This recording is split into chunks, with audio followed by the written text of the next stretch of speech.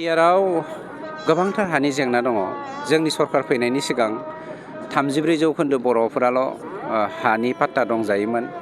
दिनै जोङो अनजिमा गैयै हानि जेंनाखौ जोङो फोजोबबाय। दासिमाव 2,60,000 मानसिनि हानि जेंनाखौ जों फोजोबदों।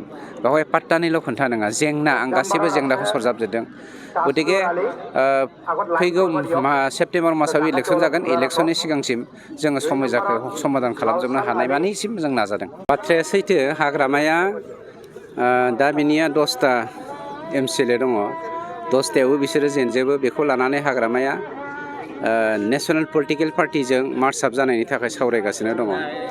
आं बर' हारिनि खौसेथिनि सार्थआवहाय हाग्रामाखौ दाखालिबो नोंथांमोननि मिडियानि गेजेरजोंनो बे बाथ्राखौ बुंखाबाय। UPPLआव फैयोब्ला जों बिथांनो देबोरगाव समस्थिखौ हगारना होगोन। आरो मोनसे खोथाखौ आं एड खालामनो गोसो जाबावदों। हाग्रामाया इरिगेसन डिपार्टमेन्ट आरो PWD डिपार्टमेन्टआव बहुत आद्रा खामानि मावनाय दङ। गतिके बिथाङा फैयोब्ला इरिगेसन डिपार्टमेन्ट आरो EM डिपार्टमेन्टनि EM होनो थाखाय जोंनि UPPL दोलोआ राजि, जेराव जोंनो सरकार बानायखागोन। मानाव गेदेर प्रमद बर' बिथाङानो चिफ जाखागोन। मानाव गेदेर प्रमद बर'नि बिथांनि सिङावनो थानानै बिथाङा गावनि आद्रा जानाय खामानिखौ, लामा सामानि खामानि, आद्रा जानाय दलां, हाजार दलां आद्रा खालामनानै गालांदों। आरो इरिगेसन डिपार्टमेन्टखौ बिथाङा हाजार आद्रा खालामनानै गालांदों। बेफोरखौ मावफुंनो थाखाय जोंनि UPPL दोलोनिफ्राय बिथांनो जों बान्था हिसाबै बेखौ होगोन। बिटिआरआव गोबांथार हानि जेंना दङ।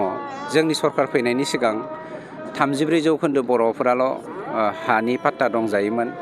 दिनै जोङो अनजिमा गैयै हानि जेंनाखौ जोङो फोजोबबाय।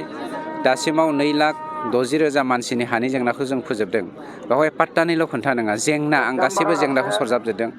गतिके फैगौ सेप्तेम्बर मासाव इलेक्सन जागोन। इलेक्सननि सिगांसिम जोङो समयजाखौ समाधान खालामजोबनो हानाय मानिसिम जों नाजादों।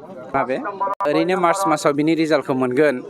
दा समस्ति दानायनि बेलायाव बेसेबां गोबाव सम लागोन मागोन बेखौ जों स्टेट गभर्नमेन्टजों सावरायनो गोनां दङ।